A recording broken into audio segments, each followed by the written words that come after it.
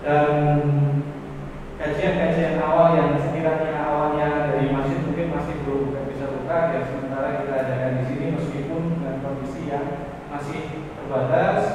Kami ucapkan awal untuk saudara-saudara, mungkin karena kemarin kok kelihatan keren banget, dibatasin segala macam ya, bukan apa-apa, karena memang situasi kita sebaiknya kita sama-sama masih menjaga dan saling memahami.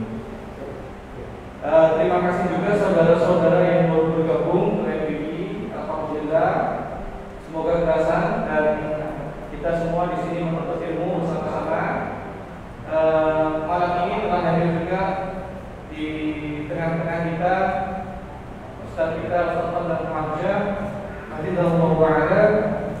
yang mungkin sudah sangat dirindu-rindukan Ustaz sama teman-teman semua, dikarenakan kita cukup lama absen dan masih akan kita lanjutkan pembahasan kitab Kaifa A'lamu yang biasanya sedianya di Masjid Jami Mekah kita laksanakan di sini. Tetapi ada beberapa hal yang ingin kami ingatkan. Yang pertama, mohon untuk tetap menjaga jarak, setidaknya didengarkan. Kemudian tetap menjaga protokol kesehatan, maskernya digunakan. Yang ketiga, menjaga kebersihan dari lingkungan tempat kita ini supaya tetap nyaman untuk kita gunakan bersama-sama. Kalau begitu kita langsung mulai saja. Siapa yang ada tanya semuanya, waktu dan tempat kami persilakan di sini.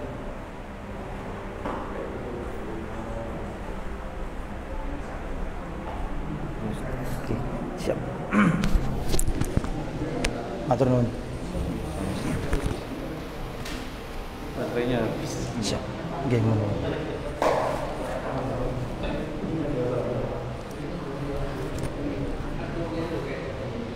Tes. Assalamualaikum warahmatullahi wabarakatuh. Innal hamdalillah nahmaduhu wa nasta'inuhu wa nastaghfiruh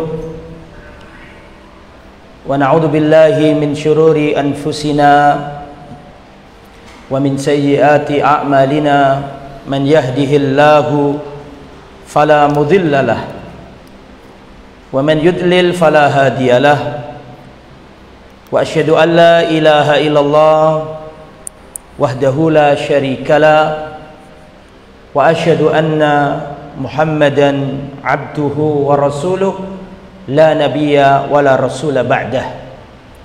Allahumma salli wa sallim wa barik ala nabiyyina wa habibina Muhammadin wa ala alihi wa sahbihi wa man sara ala nahjihi ila yaumiddin, amma ba'd.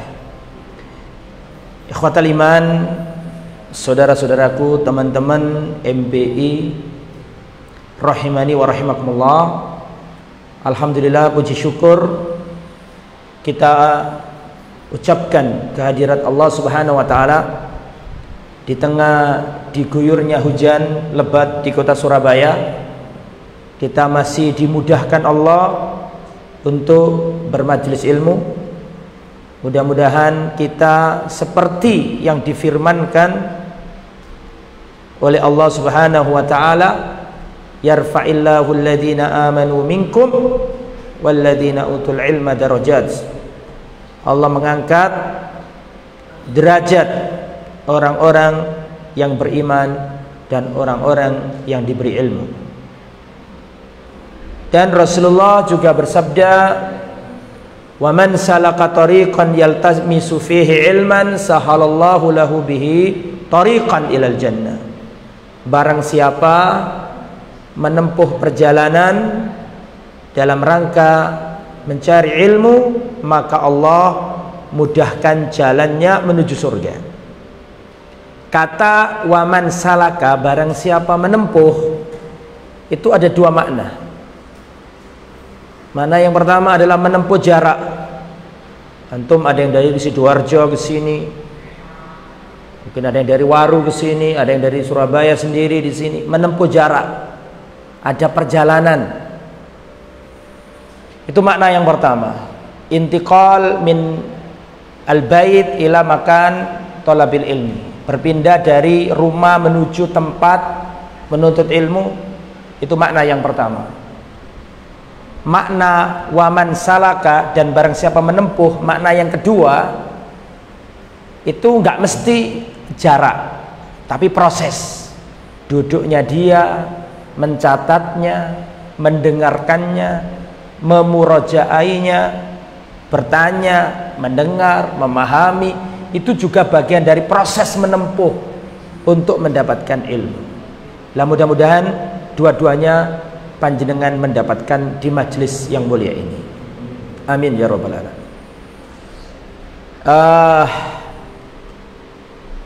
Saya lupa kalau ini waktunya kita yang biasanya di Jami Mekah dipindah ke sini itu ya. Makanya tadi Mas moderator mengatakan kita lanjutkan kajian kitab Kaifa Amalahum. Saya nggak bawa kitabnya. Ternyata ini acara sama cuma dipindah gitu gitu. Wah, jadi saya kecelik kata orang Jawa. Saya juga tadi alhamdulillah diingatkan sama Mas Ajis. Saya sudah nggak niat ke sini tadi, sudah santai-santai di rumah. Ternyata ditelepon, Ustaz sudah waktunya kajian. Loh, di mana gitu ya Allah. Tapi alhamdulillah masih bisa bertemu dengan panjenengan semuanya, teman-teman MBI. Semoga Allah menjaga antum semuanya. Dan ada hadis yang mengatakan sab'atun yudhilluhumullah fi dhillihi yauma la dhilla illa dhillu. Ada 7 golongan yang akan diberi naungan pada hari kiamat. Salah satunya adalah wa rajulun qalbuhu mu'allaqun bil masajid. Orang yang, mohon maaf keliru ya saya ngomongnya, di antaranya adalah syabun nasya'a fi ibadati rabbih. Para pemuda yang tumbuh berkembang di atas keimanan dan di atas ketaatan kepada Allah. Dan antum di sini pemuda semuanya. Ya, maka ini salah satu nikmat dari Allah Subhanahu wa taala. Baik. Jadi saya nggak ngaji kitab karena saya nggak bawa kitab, jadi saya isi apa yang bisa saya isi. Ya. Para hadirin yang dirahmati oleh Allah. Allah itu kalau menginginkan kebaikan bagi hamba, Allah kasih tanda. Jadi Allah kalau menginginkan kebaikan bagi hamba, Allah beri tandanya. Kalau Allah sayang sama kita, kalau Allah itu menginginkan kebaikan bagi kita, Allah kasih tanda-tanda. Tetapi kebanyakan manusia ini salah dalam menangkap tanda itu. Sesuatu yang bukan tanda dikira tanda, dan sesuatu yang itu tanda dikira bukan tanda. Manusia itu kebanyakan kalau dirinya lapang, sehat walafiat, bisnisnya lancar, ya, dirinya nggak sakit, dia merasa Allah sayang sama saya. Allah sayang sama saya.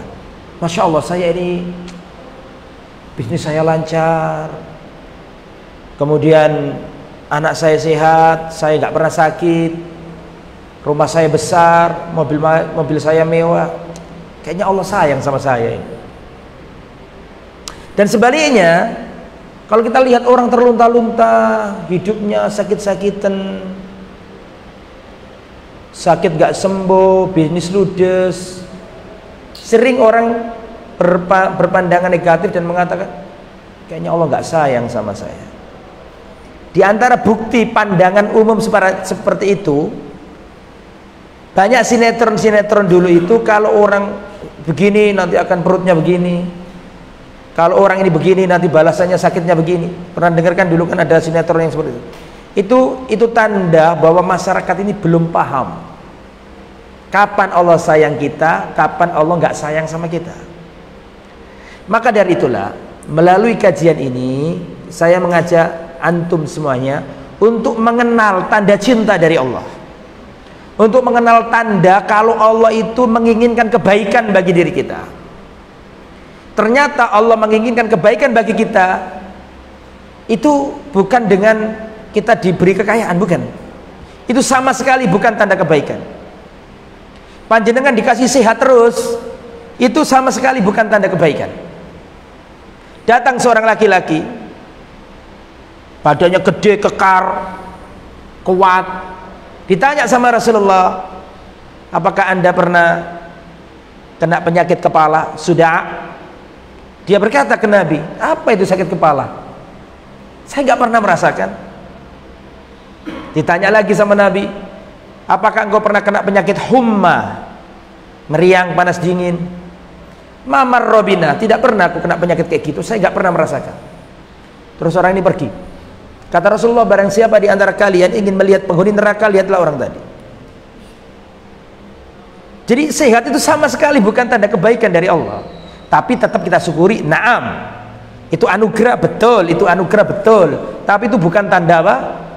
Pasti orang ini disayangi Allah, tidak ada. Seandainya kekayaan itu tanda kebaikan dari Allah, niscaya Qarun orang paling bahagia di muka bumi.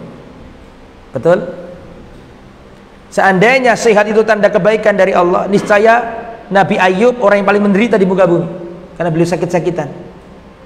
Nah, makanya itulah saya mengajak antum untuk mengenali tanda kalau Allah itu menginginkan kebaikan bagi kita. Itu tandanya apa? Dalam pertemuan ini ada 4 saja, nggak panjang lebar. Nah, setelah itu kita tanya jawab. Ada 4 tanda kalau Allah itu menginginkan kebaikan bagi kita. Tanda yang pertama adalah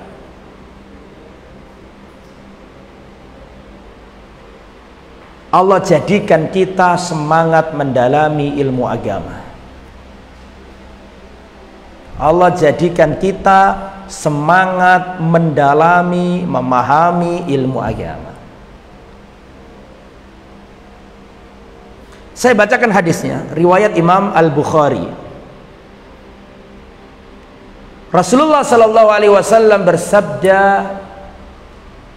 man yuridillahu bihi khairan yufaqihu fid din. Barang siapa dikehendaki kebaikan oleh Allah, maka Allah pahamkan ia dalam urusan agamanya.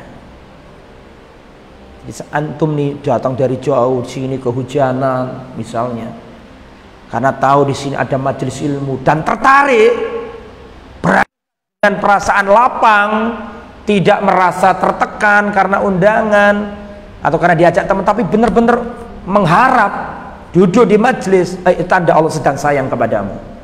Itu tanda Allah sedang menginginkan kebaikan bagi dirimu. Ya. Kalau ada orang dia ajak istrinya, ayo mah pakai jilbab mah. Anak-anaknya diajak kajian, istrinya kalau keluar rumah disuruh pakai jilbab. Hatinya setiap kali mendatangi majelis ilmu seakan-akan pergi ke sebuah taman, lapang dadanya untuk ilmu. Itu tanda Allah senang sama kamu. Itu tanda Allah sangat cinta sama kamu. Dan itu tanda Allah menginginkan kebaikan bagi dirimu. Tapi kalau hidup kita ini, siklus hidup kita kerja, pagi-pagi berangkat, pulang sore capek, nonton TV, makan malam, istirahat, tidur. Siklus kita seperti itu terus. Tidak menyediakan waktu untuk mendekat ke agama, tanda keluargamu gak disayang sama Allah. Kalau siklus hidup kita itu kerja, pulang capek, istirahat, ke makan malam bareng-bareng, tidur, istirahat terus. Siklus kita seperti itu tanpa menyediakan waktu. Saya tidak mengatakan tanpa menyisakan waktu, enggak. Islam jangan dikasih sisa-sisa. Sisakan waktu untuk belajar, lah, bukan sisa. Belajar itu sedia. Beda loh ya. Sisakan waktu untuk belajar dengan sediakan waktu untuk belajar. Beda apa enggak? Sisa itu kan ya nek ono sisa ya nek gak yoga kan gitu. Nek kalau sedia memang dari awal sudah dischedule. Hari Ahad ya sudah hari Ahad untuk menuntut ilmu ya. Hari Kamis malam Jumat ya sudah, harus ada sediakan waktu. Hidup kita tanpa mendekat ke agama, tanda kita nggak disayang sama Allah. Ad-dunya mal'unatun mal'unun ma fiha. Dunia ini terlaknat pula isinya. Illa kecuali illa zikrullah wa mawalah, kecuali mengingat Allah. Mengajarkan ilmu, cari ilmu. Jadi hidup kita ini harus ada 3 hal: zikir, belajar, ngajar. Sesibuk apapun dirimu, ingat Allah, zikir, sempatkan belajar dan sampaikan ke anakmu. Harus ada, kalau enggak kena laknat. Ad-dunya mal'unatun mal'unun ma fiha. Makanya harus mendekat ke agama. Tanda Allah sayang sama kita itu kalau Allah jembarkan dada kita ini, lapangkan dada kita ini untuk mau belajar agama. Kalau masih aduh belajar males ah. Tapi kalau semangat, menyongsong, oh besok ada kajian, hatinya malamnya sudah lapang, oh kita besok harus datang, lapang dadanya, itu tanda Allah sedang mencintaimu. Setiap dadamu dilapangkan oleh Allah terhadap ilmu, itu di saat itu Allah sedang cinta sama kamu. Tapi kalau kita menjauh dari agama, siklus hidup kita ini terus tidak berkaitan sama agama, mencari dunia, ketahuilah Allah tidak sayang kepadamu. Meskipun mobilmu mewah, rumahmu mewah, meskipun istrimu cantik, meskipun anakmu banyak, meskipun kamu nggak pernah sakit, Allah nggak sayang sama kamu. Ketika hatimu tertutup untuk belajar agama, Allah nggak sayang. Tapi kalau semangat, itu sayang berarti Allah. Itu tanda yang pertama ya. Apa tanda yang pertama? Allah jadikan kita semangat dalam menuntut ilmu, memahami agama. Itu barometernya, parameternya di situ. Kalau masjid malas, terus ada adzan. Perhatikan, Imam Ibnu Qayyim menyebutkan ada 6 hal. Jika 6 hal ini ada dalam solatnya seseorang, ketahuilah dia adalah orang munafik. Ada 6 hal. Jika 6 hal ini ada pada solatnya seseorang, maka sungguhnya dia orang munafik. Yang pertama, ya, urutannya saya lupa, tapi ini bil makna, saya sampaikan secara bebas, tidak secara letterlek. Di antara 6 itu adalah orang sholat, tapi jika di dalam sholatnya itu ada 6 hal, maka dia orang munafik. 1, ta'akhur an waktiha, menunda sholatnya, ditunda-tunda. Oh masih adzan, ada adzan gak tergerak, nah, itu hati-hati. Ada tanda kemunafikan dalam diri kita. Ada sholat, ada adzan, males. Itu ciri pertama. At-ta'akhur an waktiha, memperlambat diri dari waktunya. Jadi sholat asar dibiarin dia sampai ketika matahari hampir tenggelam, baru cepet-cepet ditunda-tunda sholat asar.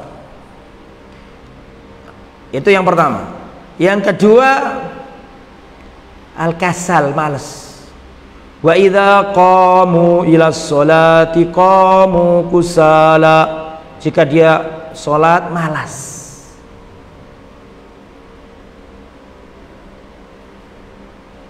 Dia malas.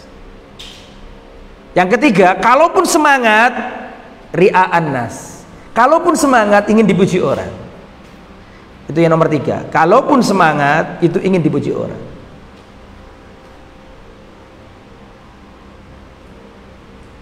Yang nomor 5, sengaja saya salahkan. Nomor 4, al-istijal, tergesa-gesa. Sholatnya cepat, rukuknya nggak sempurna, sujudnya nggak sempurna. Terus nomor berapa ini? Sekarang 5. Mau 5. Yang nomor 5, la yadhkurunallaha illa qalila, tidak mengingat Allah kecuali sedikit. Tidak mengingat Allah kecuali sedikit.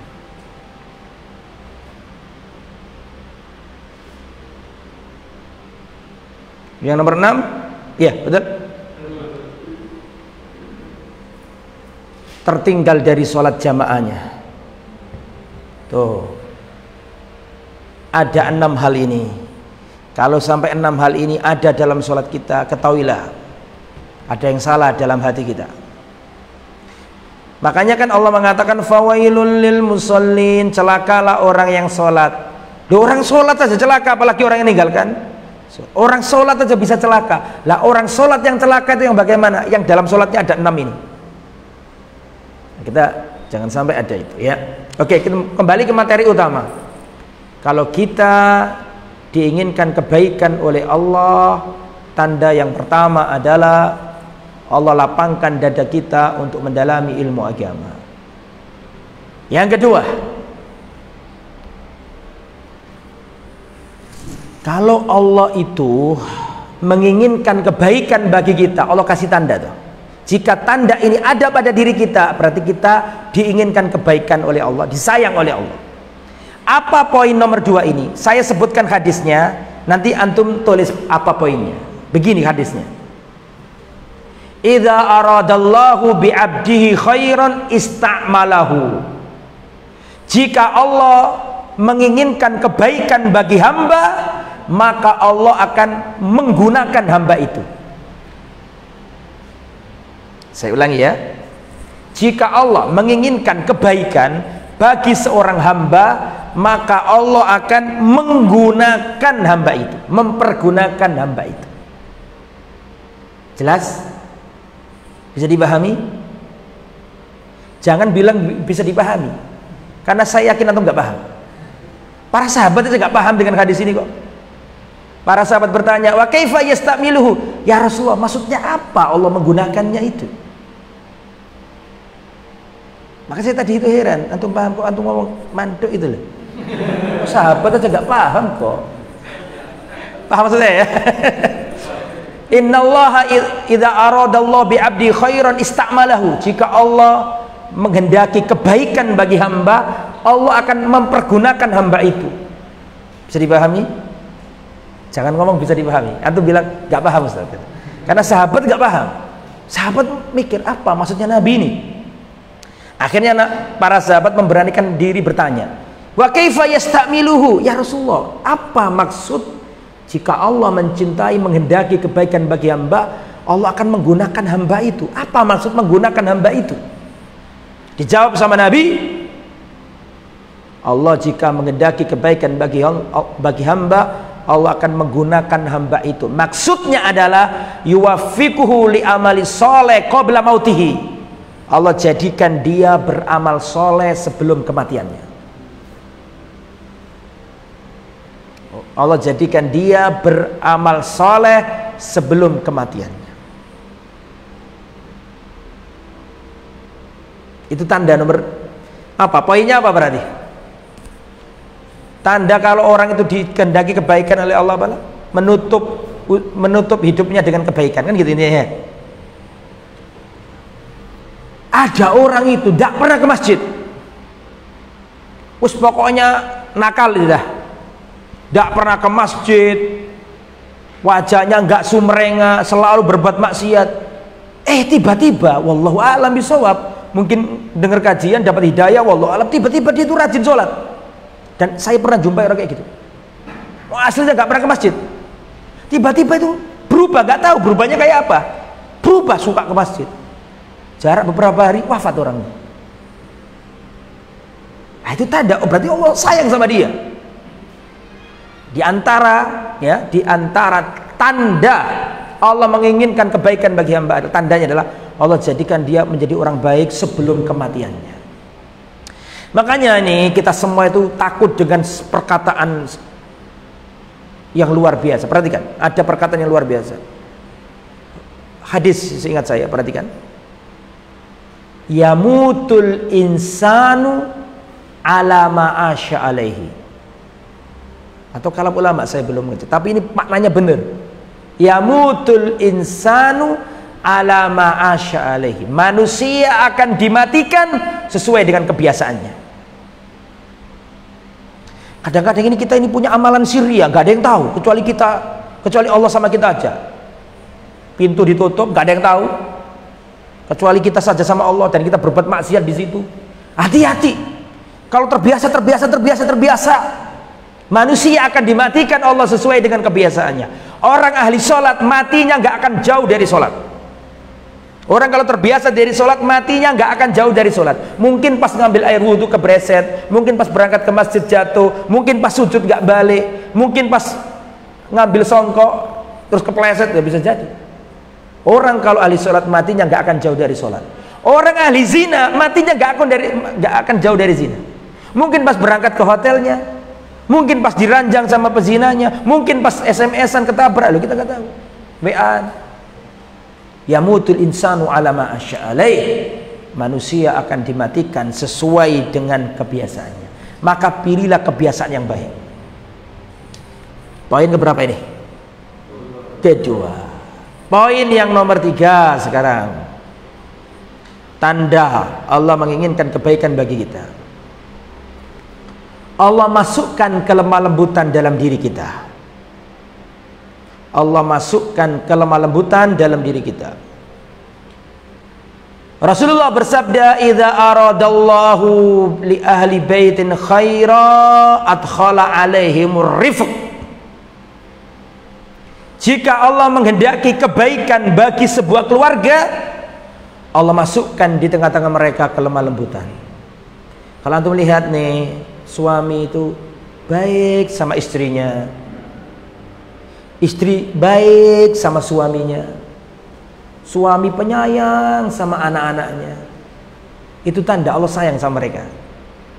Jadi Allah itu kalau menginginkan kebaikan bagi hamba, di antara tanda yang nomor 3 adalah Allah jadikan kelemah lembutan ada di antara mereka. Menjaga istrinya, kalau ngomong pelan-pelan baik kepada anak-anaknya, istri juga nurut. Nah, kalau ada rumah tangga kayak gitu, nah itu rumah tangga yang dicintai Allah. Kadang-kadang ada suami yang kasar, ada istri yang suka membantah, ada anak yang durhaka. Makanya menurut Al-Quran, anak istri itu macamnya ada 3. Antum tulis nih. Dan yang nikah silakan gerayangi awake dhewe-dhewe. Kira-kira aku iki bojo sing nomor piro? Ya. Sing nomor piro duduk bojone akeh, duduk gitu maksudku. Sing kategorinya nomor berapa maksud saya itu. Menurut Al-Quran, istri atau suami atau anak macamnya ada 3. Yang pertama, istri dan anak bisa menjadi musuh. Al-Quran mewartakan kepada kita bahwa istri dan anak kita bisa menjadi musuh. Surat At-Taghabun ayat 14, insya Allah 14 atau 15 kurang lebih. Ya ayyuhalladzina amanu, wahai orang-orang yang beriman, inna min azwajikum, sesungguhnya di antara istri-istrimu, wa auladikum, dan anak-anakmu, aduwan lakum, bisa menjadi musuh bagi dirimu. Al-Quran yang ngomong bahwa istri, anak bisa menjadi musuh. Surat apa tadi? At-Taghabun ayat 14. Musuh. Ya ayyuhalladzina amanu inna min azwajikum wa auladikum aduwan lakum fahdharuhum, hati-hati. Ini kategori pertama, istri dan anak menjadi musuh. Musuh itu tafsirannya ada 2. Tafsiran yang pertama, musuh di dunia. Suami suka nempeleng, istri khianat, anak durhaka, itu musuh di dunia. Yang lebih dahsyat yang kedua, musuh di akhirat. Musuh di akhirat ini di dunia saling mencintai luar biasa. Istri tidak pernah marah kepada suami, suami sayang sama istri. Anak dicintai bapak, bapak mencintai anak, suami mencintai istri, istri mencintai suami, tidak pernah tukaran. Bahkan berjanji, berikrar sehidup semati, tidak pernah tukaran. Wes pokoknya luar biasa rumah tangganya, harmonis menurut kacamata dunia. Tapi apakah menjamin di akhirat mereka saling mencintai? Belum tentu, ada ayatnya. Al-akhillau yawma idzin ba'dhum li ba'din aduwwun ilal muttaqin. Orang yang saling mencintai di dunia nanti di akhirat saling mencela di hadapan Allah. Saling bermusuhan di hadapan Allah. Di akhirat ditanya, ini ente kenapa ente nggak pernah sholat? Ya Allah, ayahku nggak pernah ngajari aku, bapakku nggak pernah ngajari aku, ya Allah. Istri, kenapa dulu kamu nggak pakai jilbab? Ya Allah, suamiku nggak pernah ngajari aku. Haula'i adalluna fa'atihim adaban difa. Ini dulu suamiku, ini dulu bapakku, ya Allah, nggak pernah ngajari aku. Berikan adab yang berlipat ganda daripada adab yang kau berikan kepada kami. Ini loh jahatnya istri kita, ini loh jahatnya anak kita. Di dunia minta apa kita turuti. Anak kita sekolahkan tinggi. Tapi kalau nggak kita didik ilmu agama, di akhirat meskipun di dunia nggak ada masalah tadi, sohiyamlah, betul apa tidak? Di dunia nggak ada masalah, tapi di akhirat menjadi musuh. Itu yang pertama. Yang kedua, anak dan istri bisa menjadi fitnah. Surat At-Taghabun ayat 15. Innama amwalukum wa auladukum fitnah. Sesungguhnya hartamu, anakmu, istrimu itu fitnah. Fitnah, ujian dari Allah. Apakah keberadaan mereka menghalangimu taat kepada Allah? Suami mau berbuat baik kepada orang tuanya, takut istrinya nggak jadi. Ada seperti itu? Mau berbuat baik sama orang tua kandung, takut sama istrinya nggak jadi. Nah, ini berarti keberadaan istri itu fitnah, ujian. Mau bersodako, kata istrinya, sudah gak usah. Terus suami tidak jadi sodako gara-gara omongannya istri. Itu fitnah namanya, ujian, menjadi penghalang dalam ketaatan. Nah, terus yang nomor 3, anak dan istri bisa menjadi, yang nomor 3 kita berharap ini, penyejuk pandangan mata, penentram jiwa, pelipur lara. Surat Al-Furqan 74, insyaallah 74. Rabbana hablana min azwajina wa dzurriyyatina qurrata a'yun waj'alna lil muttaqina imama. Ya Allah, Rabbana min azwajina, ya Allah, Rabbana hablana, karuniakanlah kepada kami, min azwajina, dari istri-istri kami. Lafadznya jamak loh, istri-istri kami. Di Mas Mario harus nambah ya. Ayatnya lo berbunyi azwaj, bentuk plural. Rabbana hablana min azwajina, ya Allah karuniakanlah kepada kami dari istri-istri kami dan anak-anak kami, penyejuk pandangan mata kami, penentram jiwa kami, pelipur lara kami. Nah, jadi menurut Al-Quran, anak dan istri ada berapa? 3. Musuh, At-Taghabun 14. Terus nomor 2, fitnah, At-Taghabun ayat 15. Dan yang paling hebat, paling inti, semoga kita menjadi yang nomor 3 ini, yaitu apa? Penyejuk pandangan mata, penentram jiwa, surat Al-Furqan ayat 74. Nah, kembali ke materi.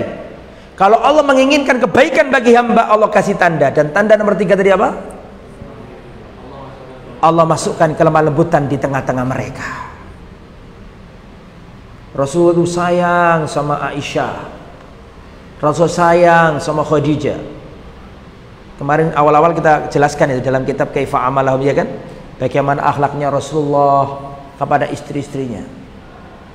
Kemudian yang nomor 4, yang terakhir, jika Allah menghendaki kebaikan bagi hamba, maka yang nomor 4 ini bertolak belakang dengan apa yang diyakini oleh manusia. Apa kira-kira? Kalau Allah cinta sama hamba, kalau Allah menginginkan kebaikan bagi hamba, Allah kasih tanda nomor 4. Apa itu? Allah kirimkan musibah kepadanya. Ini kebanyakan kacamata orang itu beda. Kalau kena musibah, kuapok kan ya, Allah lagi murka sama dia. Ya, itu kalkulasi dunia, itu bukan kalkulasi Allah. Justru kalau kalkulasi Allah, Allah kalau sayang sama hamba, Allah kirim musibah untuknya. Mana dalilnya? Hadis riwayat Imam Bukhari, silakan dicatat. Silakan dicatat, saya bacakan. Bahwa kalau Allah sayang sama hamba, Allah kirim musibah kepadanya. Rasulullah SAW bersabda, man yuridillahu bihi khairan yusib minhu. Sudah ditulis? Belum. Ya. Man yuridillahu bihi khairan yusib minhu. Makanya kok pulpennya nggak bergerak itu. Ternyata nunggu terjemahannya. Sorry. Man yuridillahu bihi khairan yusib minhu. Jika Allah menghendaki kebaikan bagi hamba, Allah datangkan musibah kepadanya. Ini sangat bertolak belakang dengan apa yang diyakini manusia. Kalau manusia kan kalau dikasih sehat, waras, rezeki lancar, Allah sayang. Kalau dikasih musibah, Allah nggak sayang. Kalau menurut Allah nggak gitu, justru sebaliknya. Ya, kalau Allah menghendaki kebaikan bagi hamba, Allah kirimkan musibah kepadanya. Dalam hadis yang lain dikatakan, dalam hadis yang lain dikatakan, jika Allah mencintai hamba, ibtalahum, Allah datangkan balak kepadanya. Ya, ya semakna itu, kurang lebih sama artinya. Makanya kalau kita diuji Allah, Allah sayang sama kita. Itu anak SD nggak mungkin bisa jadi SMP kalau nggak diuji dulu. Ujian untuk mengangkat derajat seorang mukmin, SD nggak bisa naik SMP, itu dunia loh padahal, apalagi surga dan neraka. Harus diuji manusia itu. Ujian musibah, perhatikan, musibah ini datang kepada orang yang baik, tanda kasih sayang Allah. Musibah ini kalau datang kepada orang yang jahat, kasih sayang Allah. Dua-duanya kasih sayang Allah. Ustaz, kok bisa begitu? Iya, semua musibah baik menimpa orang jahat dan musibah menimpa orang baik, dua-duanya kasih sayang Allah. Kalau ada orang baik, ahli sholat, ahli zakat, orangnya baik, khusyuk, dikasih musibah sama Allah, karena Allah ingin mengangkat derajatnya di surga. Tapi kalau orangnya durjana, naudzubillah min dzalik, suka berzina, suka judi, terus dikasih musibah sama Allah, tabrakan misalnya, ini pun kasih sayang Allah. Loh, kok bisa Ustaz? Iya, ada seorang laki-laki, naudzubillah min dzalik, dia ingin pergi ke tempat perzinahan. Kemudian dia berangkat bawa mobilnya. Di tengah jalan dia tabrakan, mobilnya remuk, kakinya patah. Menurut manusia itu adalah bentuk kemurkaan Allah. Itu kasih sayang Allah. Mengapa? Satu, Allah ingin menghentikan dia dari berbuat maksiat. Dua, Allah ingin mengampuni dosanya dengan rasa sakit yang Allah timpakan kepadanya. Tapi banyak yang nggak paham. Saya kasih tahu ya, bocah kecil suka main korek api, dinasihati sama mamanya, nah jangan main korek api, namun kebakar loh ente nanti. Namanya bocah kecil, main aja, ambil kertas dibakar, diingatkan lagi sama mamanya, dek jangan, nanti kamu kebakar, ayo selesai. Tetap dibiarkan, tetap meneruskan main korek api. Kali ketiga nggak pakai ngomong lagi, ibunya langsung datang, itu korek api diambil paksa. Terus anaknya dijewer, nangis, bocah kecil kok, nangis. Ketika bocah kecil itu nangis, dia akan berkata, mama jahat, mama mengambil kesukaanku. Kan korek apinya kan diambil tadi, betul?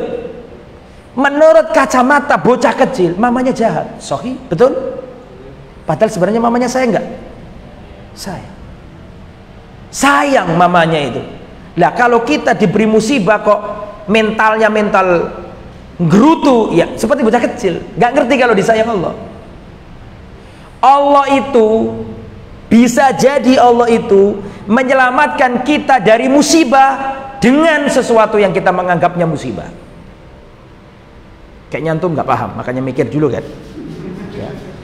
Terkadang Allah itu menyelamatkan kita dari musibah dengan musibah, atau terkadang Allah itu menyelamatkan kita dari musibah dengan sesuatu yang kita menganggapnya musibah. Masa diulangi lagi ketiga, enggak kan? Masih belum paham? Allah itu menyelamatkan kita dari musibah dengan sesuatu yang kita menganggapnya musibah. Padahal itu enggak musibah sebenarnya, tapi caranya Allah untuk menyelamatkan kita. Ada seorang ibu-ibu sampai di bandara sudah berangkat, nangis luar biasa, gimana ini, saya enggak punya tiket lagi, enggak bisa pulang. Sedih luar biasa. Musibah enggak ini? Musibah enggak ini? Musibah ternyata pesawatnya kecelakaan. Allah itu terkadang menyelamatkan hamba dari musibah dengan musibah. Padahal enggak musibah sebenarnya. Kasih sayang Allah. Sama seperti orang tadi itu mau berzina, ketabrak.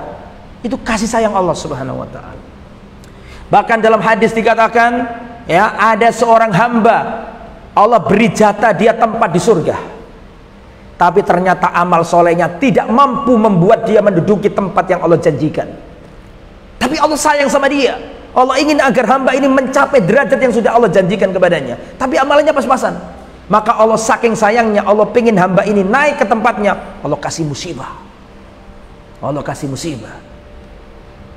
Ada seorang perempuan datang Ummu Mildam. Rasulullah mengatakan, "Mata tas'aruni ya Ummu Mildam?" Ada apa engkau wahai Ummu Mildam? Kenapa engkau menggigil? Humma ya Rasulullah, la rahamahullah.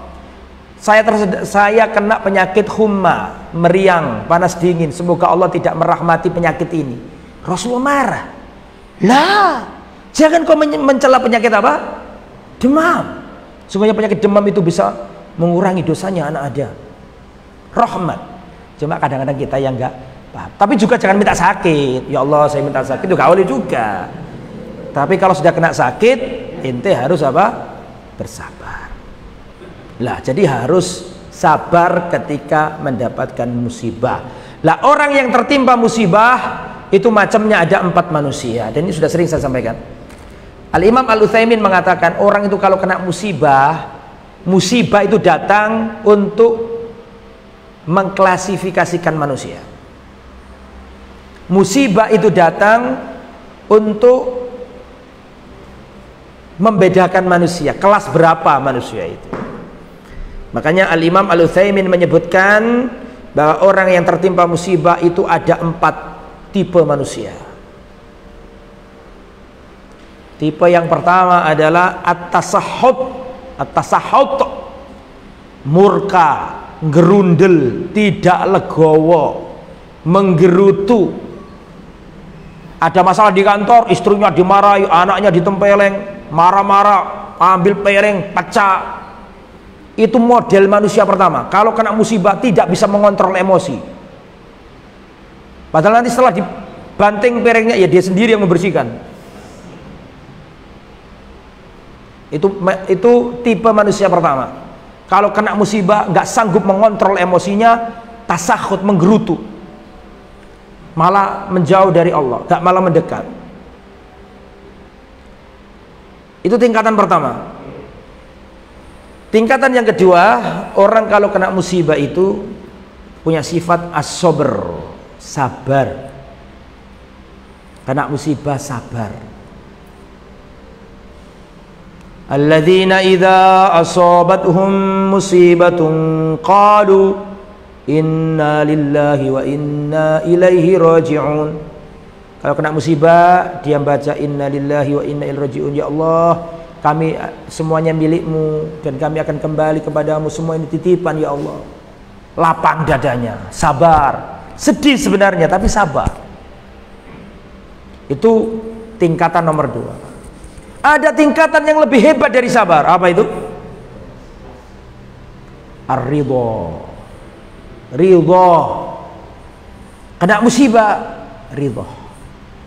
Ustadz, apa bedanya sabar sama ridho? Beda. Orang sabar itu sedih. Orang ridho nggak sedih. Orang sabar itu sedih, Mas. Tapi yo piye meneh wis kadung wis sabar wae aku, tapi sedih. Tapi sabar, tapi sedih, tapi sabar. Nah, itu yang nomor 2. Orang sabar itu sedih, tapi gimana lagi, sudah terjadi, kita pasrahkan ke Allah. Itu sabar. Dan lebih hebat dari sabar, ridho. Orang ridho nggak sedih. Orang yang ridho itu lebih mengharap pahala atas musibah daripada nikmat itu dikembalikan lagi kepadanya. Orang yang ridho itu lebih mengharap lebih mengharap apa? Pahala atas musibah yang menimpa daripada nikmat itu dikembalikan lagi kepadanya. Karena dia tahu hadisnya Nabi, jika Allah mencintai seorang hamba, Allah akan menguji hamba itu. Oh, berarti dia sadar, ridho. Oh, ridho saya. Faman radiya falahu ridho. Siapa yang ridho ketika diuji, Allah pun ridho kepadanya. Itu tingkatan nomor berapa? 3. Tingkatan yang nomor 4 dari orang yang kena musibah tadi, apa nomor 4? Asyukru, bersyukur. Makanya Rasulullah itu mendapat kesenangan, alhamdulillah, dapat sesuatu yang tidak mengenakkan, ya alhamdulillah. Rasulullah itu kalau senang, alhamdulillahilladzi bi ni'matihi tatimmus sholihat. Tapi kalau diuji yang kurang enak apa ngomongnya? Alhamdulillahi ala kulli hal. Musibah anugerah tetap alhamdulillah. Nah, itu tingkatnya para nabi. Karena musibah tidak apa-apa, wis masih banyak nikmat Allah yang lain. Syukur, cuma diambil dikit doang. Aku masih bisa gini, orang lain masih gitu. Masih bersyukur, itu luar biasa ya. Nah, sabar itu sendiri macamnya ada 3. Ini kan temanya tadi tema yang nomor 4 ini kan sabar itu kan apa? Ketika mendapat musibah tadi ya. Orang kalau dicintai Allah, diberi kebaikan Allah, tanda nomor 4 adalah dikasih apa? Musibah, kan gitu tadi poinnya ya. Jadi kalau orang dikasih musibah, itu Allah, kau lagi disayang Allah. Nah, kau lagi disayang Allah. Nah, makanya harus kita tumbuhkan ketika sakit. Kalau kita baca hadis kayak gini, seneng hati kita. Bahkan dalam hadis dikatakan, nanti pada hari kiamat orang yang diberi oleh Allah kesehatan, dia berkata, ya Allah, seandainya engkau kembalikan aku kembali ke dunia dan minta untuk digunting-gunting badannya dan diberi penyakit. Karena orang-orang yang dulu di dunia sehat-sehat ini melihat nikmat yang sangat besar yang diberikan kepada orang yang tertimpa bala di dunia.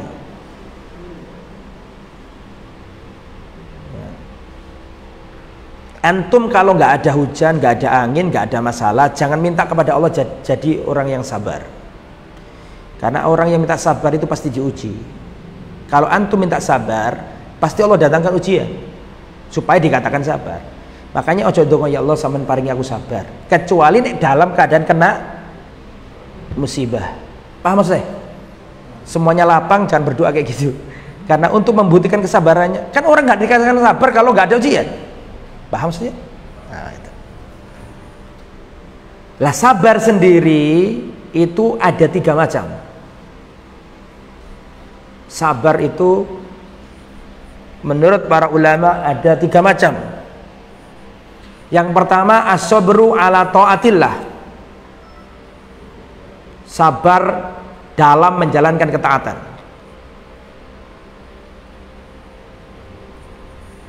Sabar yang kedua as-sabru an maksiatillah. Sabar dalam meninggalkan kemaksiatan. Orang pertama, lo antum bisa datang ke sini butuh kesabaran loh. Hujan-hujan, meninggalkan anak istri, meninggalkan dunia, duduk di sini. Lo butuh sabar. Orang taat itu butuh sabar. Orang puasa butuh sabar. Orang haji butuh sabar. Sabar dalam ketaatan. Yang kedua, sabar dalam apa tadi? Menjauhi kemaksiatan. Sabar tidak judi, sabar tidak narkoba, sabar tidak minum. Jadi untuk meninggalkan maksiat butuh sabar. Yang nomor 3, as-sabru indal masaib. Sabar dalam musibah. Jadi sabar ada berapa? 3. Sabar dalam ketaatan, sabar dari meninggalkan kemaksiatan, dan sabar dari menghadapi ujian. Itu sabar ada 3. Pertanyaan saya, silakan dijawab sebelum kita tutup dan ada dialog tanya jawab nanti. Saya tanya ini, lebih sulit mana? Sabar dalam ketaatan ataukah sabar dari meninggalkan kemaksiatan?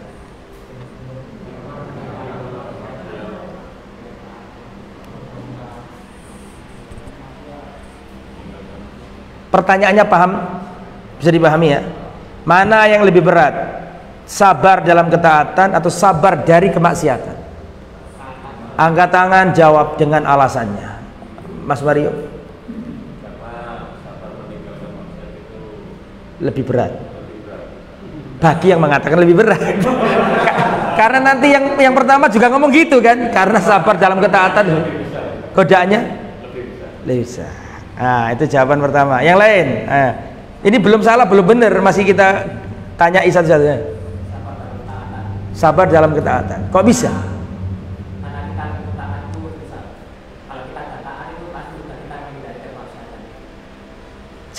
Jangan berdalil karena taat itu susah.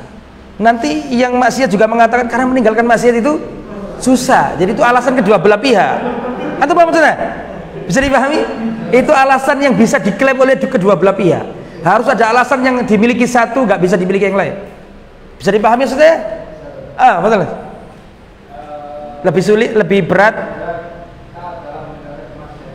lebih berat sabar dari kemaksiatan. Alasannya? Hah?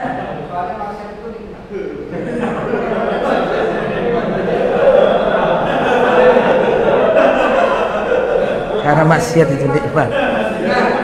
Masuk. Masuk. Soalnya yang taat itu gak enak ya.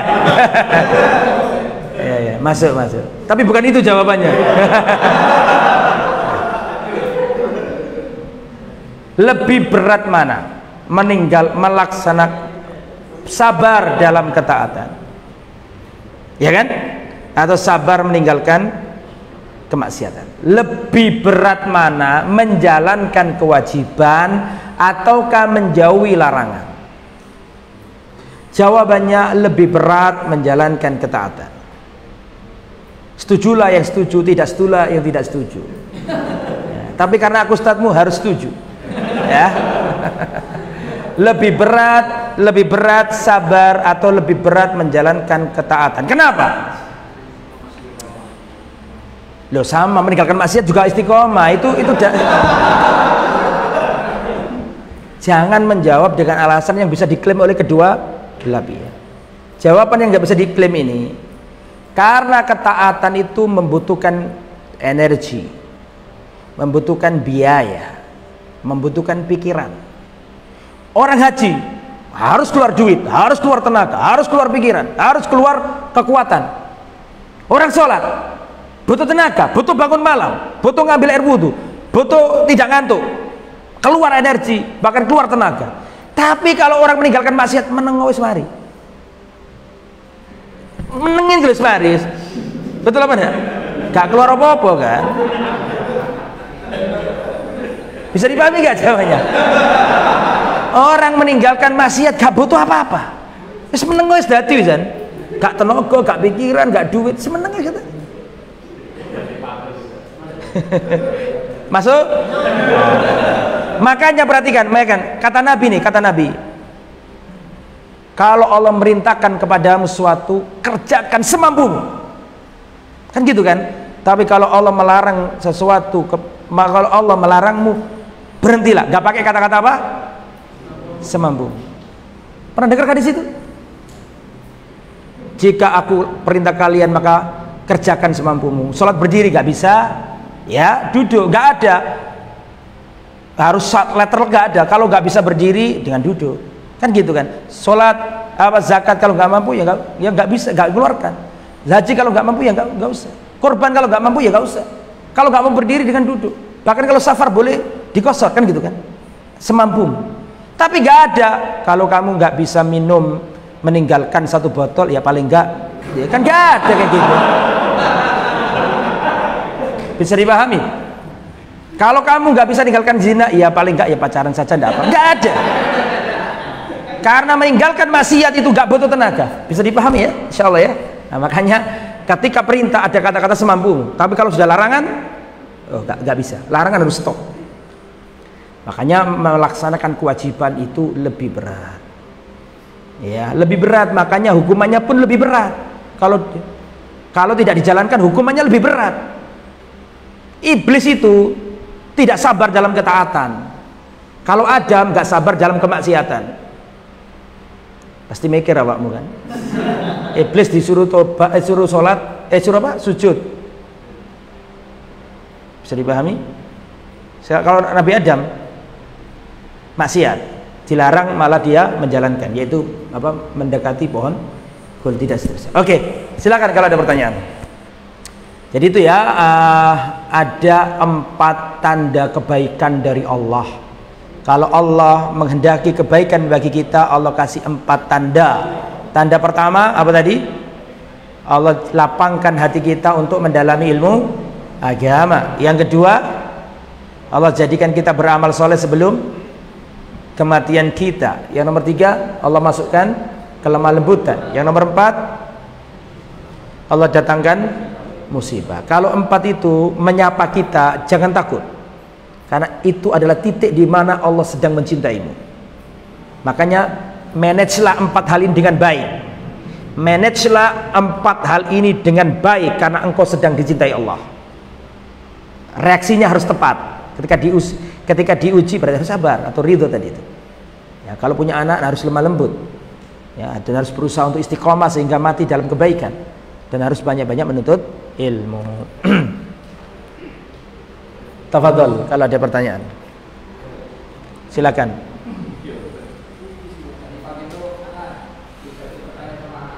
Nggih.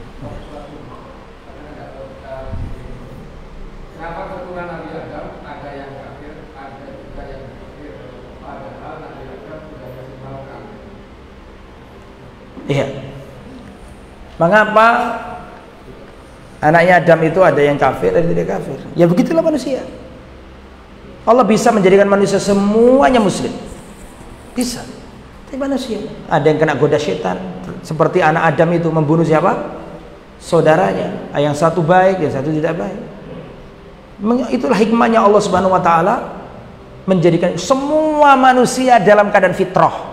Kullu mauludin yuladu ala fitrah. Semua bayi lahir fitrah, suci bersih, sesuai dengan fitrah penciptaannya. Fa abawahu yuhawidanihi. Tapi kedua orang tuanya lah yang menjadikan dia orang Majusi. Ya. Yuhawidani menjadikannya Yahudi. Au yunassiranihi atau menjadi Nasrani. Au yumajisanihi atau menjadikan Majusi. Berarti di situ ada faktor eksternal dari anak itu sendiri, lingkungan, pergaulan, ada setan. Dalam hadis yang lain dikatakan, dalam hadis qudsi Allah mengatakan inni khalaqtu ibadi hunafa. Aku ciptakan hambaku lurus, nggak ada yang bengkok, nggak ada. Semua bayi diciptakan lurus. Tsumajtalathum syaitan. Kemudian datanglah syaitan membelokkan mereka dari jalan yang lurus. Jadi mengapa kok anaknya Nabi Adam ada yang keturunan Adam ada yang kafir? Ya kan ada setan. Jangankan kita tidak tergoda sama setan, bapak kita pertama kali aja tergoda kok. Siapa? Adam alaihissalam. Allah Subhanahu wa taala mengatakan, tidak apa-apa, suara saya banter sih. Allah Subhanahu wa taala mengatakan kepada Adam, wala taqraba hadhihi syajarah. Hei Adam, hei Hawa, jangan kamu dekat-dekat pohon ini. Pohon apa? Saya ulangi ya. Allah Subhanahu wa taala berkata kepada Adam dan istrinya, wala taqraba hadhihi syajarah. Janganlah kalian berdua mendekati pohon ini. Pohon apa itu? Pohon terlarang, pohon surga, betul? Datang setan. Fawaswasa lahum syaitan, maka setan datang dan setan berkata, hal adulluka ala syajaratil khuldi wa mulkin la yablah. Hei Adam, mau enggak kamu saya tunjukkan pohon? Hal adulluka ala syajaratil khuldi. Maukah kamu saya tunjukkan pohon yang kalau kamu dekati kamu akan abadi di surga. Wa mulkin la yablah, dan kekuasaanmu tidak akan pernah sirna. Akhirnya Adam tergoda. Kalau Adam aja tergoda, apalagi anak Adam. Makanya kita harus berlindung dari syaitan. Tapi Adam bertobat dan Allah maafkan. Makanya kita harus meniru bapak kita. Kalau terjatuh kepada kemaksiatan harus kita bertobat supaya Allah mengampuni dosa-dosa kita. Jadi begitu ya, sunnatullah, sudah menjadi ketetapan Allah. Manusia ada yang muslim, ada yang kafir, ada yang mukmin, ada yang kafir. Wallahu a'lam. Yang lain kalau ada silakan. Tafadhal.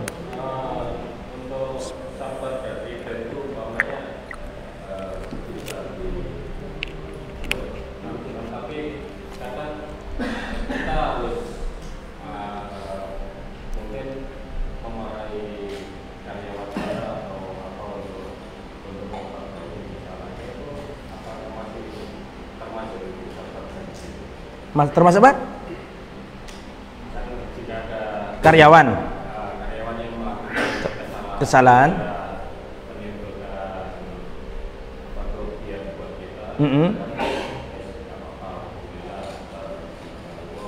tapi tetap kita mungkin karena itu kadang dilakukan berkali-kali, jadi kan keluar rasa harus dimiliki. Oke. Tidak semua marah itu salah. Ya, tidak semua marah itu salah. Itab itu boleh. Marah untuk memberi pelajaran itu boleh. Atasan kepada bawahan, anak kepada bapak kepada anak, guru kepada murid. Itab boleh untuk meluruskan. Dan boleh untuk diberi punishment. Kalau nggak gitu ya rusak nanti orang semaunya sendiri. Boleh kasih punishment, boleh dikeluarkan, boleh disalahkan kalau memang dia salah. Dan itu tidak mengurangi rasa sabar kita. Kita sabar, iya sabar, ini kerugian. Tapi kesalahan, human error nggak boleh dibiarkan, kan gitu kan? Ini ada kesalahan jelas-jelas sengaja ya harus ditindak. Dan ketika Anda menindak dan memberi punishment kepada orang yang salah, bukan berarti Anda tidak sabar, karena itu juga bagian dari ikhtiar. Jadi tidak mengapa. Jangan karena ngaji kemudian kita harus ridho, kemudian tidak apa-apa ya. Lain kali kalau buat kesalahan yang hati-hati, masa gitu kan nggak mungkin. Ya harus boleh dikasih punishment kalau itu sudah sesuai dengan masuknya dia, ini tanggung jawabmu ini, hakmu ini, kewajiban ini. Kalau dia nggak menjalankan ya boleh kita marahi, boleh, supaya dia tidak melakukan itu lagi, atau bahkan dipecat pun tidak apa-apa, karena memang itu sudah menjadi konsekuensi orang bekerja, harus tahu hak dan kewajiban. Begitu, Syekh. Ustaz, ada pertanyaan via live.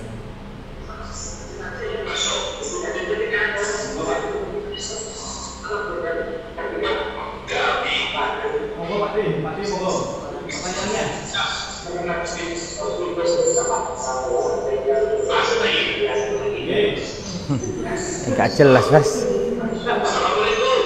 Waalaikumsalam warahmatullahi wabarakatuh. Monggo. Silakan.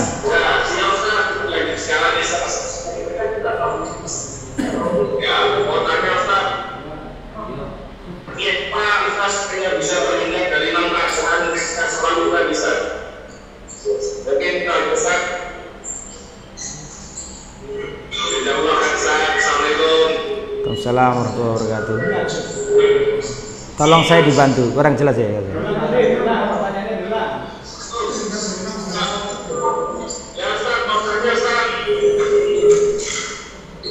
Silakan. Nggih.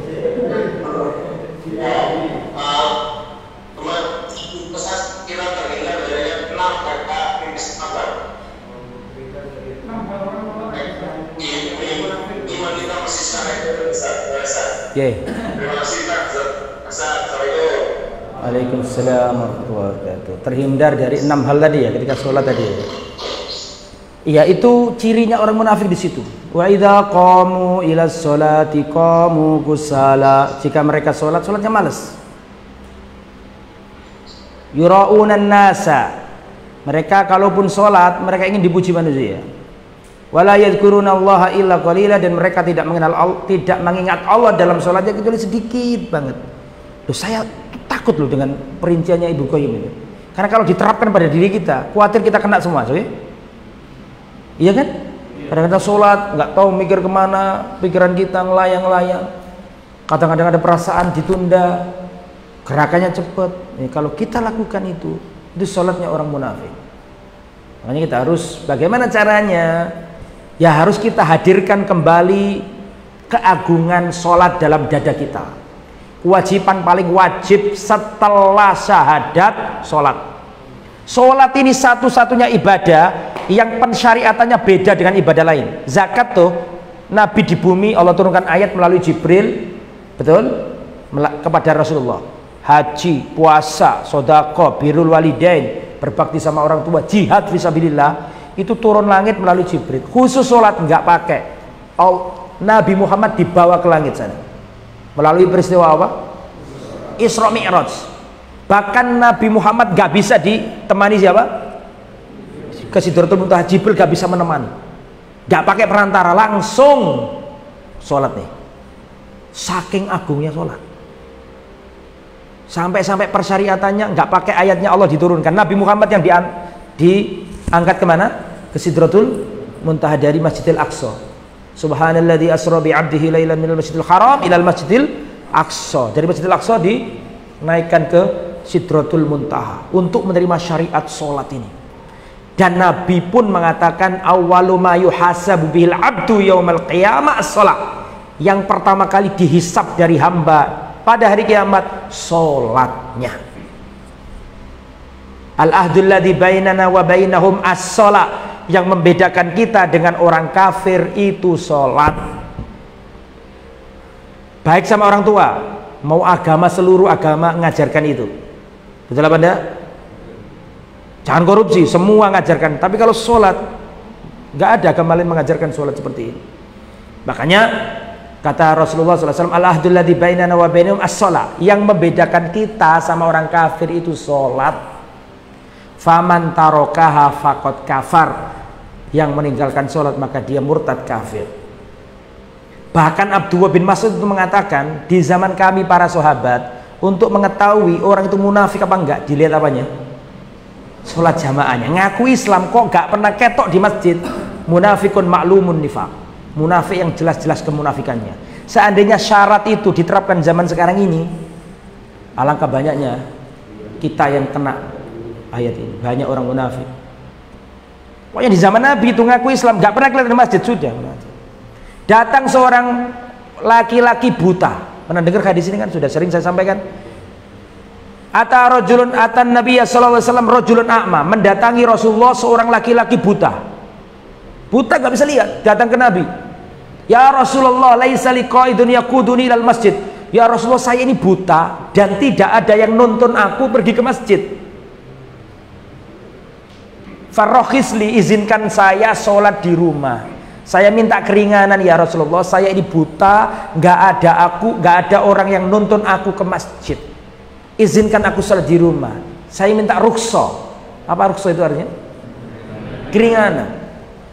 Farakhasalahu, nggih, mboten apa-apa, sampean sampun sepuh, mboten ningali, nggak bisa lihat, wis sampean sholat doa ndak apa-apa. Terus falamma walla, ketika orang ini berpaling mau pulang, dipanggil sama Nabi. Hal sami'tan nida alis-shalah. Apakah panjenengan masih dengarkan suara adzan? Nggih ya Rasulullah, meskipun saya buta, tapi saya masih bisa mendengar suara adzan. Kata Rasulullah, fa'ajib, kalau gitu datangilah panggilan adzan itu. Pertanyaan saya, mana segi pendalilan bahwa sholat jamaah itu wajib dari hadis ini? Mana segi pendalilannya? Imam Ahmad berpendapat dengan hadis ini bahwa sholat jamaah itu wajib. Pertanyaan saya, mana dalam hadis ini yang menunjukkan atau segi pendalilannya mana dari hadis ini menunjukkan bahwa sholat jamaah di masjid itu wajib? Segi pendalilannya mana? Hadis ini dijadikan dalil oleh para ulama bahwa sholat jamaah bagi laki-laki itu wajib. Pertanyaannya, mana kata-kata di dalam hadis ini yang menunjukkan sholat wajib? Mana segi pendalilannya? Gimana kan? Sudah nggak bisa lihat, nggak ada yang nonton, masih disuruh ke masjid. Kalau seandainya sunnah, nggak mungkin Rasulullah ngomong kayak gitu. Kan gitu kan maksud antum? Benar. Tapi ada lagi. Apa itu? Orang ini minta izin supaya boleh sholat di rumah. Itu dalil bahwa zaman itu menungso laki-laki wong lanang sholatnya do masjid. Seandainya sholat boleh di rumah, ngapain dia keloro-loro datang ke Nabi minta rukhsah? Kalau memang pada waktu itu orang sholat di rumah boleh, nggak usah pakai minta izin, ya sholat nang omah gak apa-apa, mungkin gitu. Tapi sampai wong iki buta nang Nabi jaluk keringanan itu dalil bahwa itu bukan hukum asal. Bisa dipahami? Itu dalil bahwa para sahabat pada waktu itu sholat. Makanya dulu tuh, ya Allah, dulu itu Islam itu luar biasa. Kalau antum lihat sejarah ya, bagaimana para sahabat nanti menaklukkan Persia, menaklukkan Romawi, bahkan anak cucunya sahabat sudah terbang ke Spanyol, Andalusia sampai 8 abad atau 7 abad. Itu orang yang benar-benar yang masih murni itu, akidahnya kuat, menjaga sholat ya. Nah, kita ini sudah beda dengan mereka. Umar bin Khattab sebelum memberangkatkan pasukan ngomongnya begini, wahai tentara Islam, wallahi demi Allah, yang aku takutkan bukan musuh-musuh kalian. Aku gak wedi karo musuh-musuh Islam ini. Wallahi aku tidak takut dengan musuh-musuh kalian, tapi yang aku takutkan adalah diri-diri kalian. Selama ini kita ditolong oleh Allah karena maksiat yang dilakukan oleh musuh-musuh kalian. Kalau sampai kalian melakukan maksiat, maka mereka lebih berhak untuk dimenangkan. Senjatanya lebih lengkap, orangnya lebih kuat, jumlahnya lebih banyak. Tapi kenapa kita diberi kemenangan? Karena mereka melakukan maksiat, kita tidak melakukan maksiat. Tapi kalau kalian tidak bisa menjaga diri dan kalian melakukan kemaksiatan, maka mereka lebih berhak untuk diberi kemenangan. Maka mintalah pertolongan kepada Allah untuk mengalahkan diri-diri kalian sebelum kalian minta tolong kepada Allah untuk mengalahkan musuh-musuh kalian. Jadi kenapa umat Islam kok kalah? Soalnya ngelakoni maksiat. Perang Badar 300 melawan 1000, menang mana? Menang yang 300. Kenapa? Karena kaum muslimin taat patuh kepada Rasulullah. Perang Uhud kalah. Kenapa? Tidak patuh sama Nabi. Ketika kaum muslimin bermaksiat pasti dikalahkan oleh Allah. Pertanyaan saya, maksiat mana yang zaman ini dilakukan oleh orang kafir yang tidak dilakukan umat Islam? Kita nggak mungkin menang sebelum kita meninggalkan maksiat-maksiat itu. Sana riba, kita ikut riba. Sana membuka aurat, kita ikut membuka aurat. Bagaimana kita ditolong oleh Allah? Maka tidak ada jalan untuk meraih kejayaan ini kecuali mendidik umat, menyadarkan umat ini. Maka makanya kan kebanyakan apa hubungannya jaya karo ngaji disadarno sih. Mendidik umat. Makanya kata Nabi, hatta tarji'u ila dinikum idza tabayatum bil inati. Kalau kalian bersistem jual beli dengan sistem ina, ada ribanya. Wa akhadtum adnabal baqar, kalian sibuk dengan peternakan. Wa raditum bizar'i, kalian menggandrungi pertanian. Wa taraktumul jihad, kalian meninggalkan perjuangan. Hidupnya nggak ada perjuangan, santai, bawa gitar, genjreng-genjreng, kerja, nggak ada perjuangan, nggak ada nuntut ilmu, nggak ada mendakwakan Islam. Kalau kalian sudah lupa semuanya, apa kata Nabi Muhammad SAW? Sallallahu alaikum dullan, Allah akan timpakan kehinaan pada diri kalian. Wala yanzi'uhu minkum, dan Allah tidak mencabut kehinaan itu hatta tarji'u ila dinikum, sampai kalian kembali lagi kepada agama kalian. Jadi selama ini kita dimenangkan Allah bukan karena senjata. Selama ini kita dimenangkan oleh Allah karena kepatuhan kita, ketundukan kita kembali kepada agama kita yang mulia ini. Wallahu a'lam. Yang lain ada pertanyaan lagi? Baik Ustaz, jadi pertanyaan dari yang live Ustaz karena tidak bisa hadir dalam kesempatan malam ini, dari Abu Maulana Putra. Izin bertanya Ustaz, lebih utama mana menuntut ilmu dengan mencari nafkah? Mana yang didahulukan? Jazakumullah khairan. Al-jam'u aula minat tarjih. Mengkompromikan itu lebih diutamakan daripada memilih salah satu. Itu kaidah itu. Sesuatu yang bisa dikompromikan jangan dipilih, ya dua-duanya aja. Toh menuntut ilmu sama mencari nafkah bukan sesuatu yang berlawanan, makanya boleh dikumpulkan. Jadi al-jam'u aula minat tarjih, mengumpulkan dua kebaikan lebih baik daripada memilih salah satu dan membuangnya. Maka solusinya ya mencari nafkah, tapi harus sediakan waktu untuk menuntut ilmu. Ya, wallahu a'lam. Di zaman Nabi itu, mas-mas, ada seorang sahabat yang mengeluh ke Rasulullah. Ada seorang sahabat Nabi yang mengeluh ke Rasulullah. Ya Rasulullah, adik saya itu nggak kerja, selalu datang ke panjenengan, duduk di majelisnya panjenengan, mendengarkan hadis, menuntut ilmu. Saya sendirian yang bekerja untuk menghidupi keluarga. Adik saya ini datang ke jenengan, melihat hadisnya Nabi, diajari Rasulullah menuntut ilmu. Apa kata Rasulullah? Perhatikan. Kata Rasulullah, la'allaka ruziqta bihi. Bisa jadi kamu selama ini dapat rezeki dari Allah karena adikmu yang belajar ini. Jadi menuntut ilmu itu menarik datangnya rezeki. Antum harus yakin sama Allah. Siapa yang menjaga agamanya Allah akan ditolong oleh Allah. Kalau niatnya ikhlas, ditolong sama Allah. Makanya dinasihati sahabat tadi, la'allaka ruziqta bihi. Loh, kamu jangan ngeluh, adikmu belajar ini. Bisa jadi selama ini rezekimu lancar ya karena adikmu ini belajar. Makanya kalau antum punya anak-anak, ya tidak semua orang ekonominya mampu ya. Tapi kalau untuk belajar agama, jangan ya keberatan. Anak anda mau mondok di mana silakan. Dan gono ceritane kebo kabotan sungu ya Allah. Gak ada ceritanya kerbau keberatan apa? tanduk. Artinya anakmu itu membawa rezeki. Makanya menurut ilmu itu jangan terhalangi dengan mencari nafkah. Silakan cari nafkah, tapi sediakan waktu untuk belajar. Silakan, Mas. Oke. Mau tanya, misalnya kita menjual barang seperti rumah dan mobil yang mahal, yang ukurannya lumayan mahal itu, tapi yang beli itu minta cicilan riba. Gitu. Kalau kita membantu dia, apakah kita termasuk bahu-membahu dalam melakukan riba? Kalau di situ itu dia ngasih panjenengan cash, misalnya siapa yang punya rumah, yang punya rumah, terus mereka ini bayar ke kita cash misalnya, terlepas dia uangnya dari mana kita nggak tahu, entah dia itu ngambil dari bank cash nanti dia nyicil kembali dengan riba, kita nggak tahu. Yang penting dia itu ngasih kita cash, itu nggak ada masalah dan nggak usah tanya, sampean utang di bank, nggak usah. Itu kalau seperti itu keadaannya. Tapi kalau berbeda lagi, di situ membutuhkan tanda tangan Anda atau di situ memerlukan kerjasama Anda sehingga dia mendapatkan hal itu, sehingga di situ ada ta'awun, bekerjasama dalam perbuatan riba, maka nggak boleh. Jadi kalau itu di luar, kita punya rumah nih, pokoknya kita maunya cash 3M misalnya, terus orang itu datang ke bank misalnya, nggak tahu itu urusannya dia, tapi kita nggak tahu, maka kita nggak usah tahu dan nggak harus bertanya-tanya, itu urusan dia sama bank.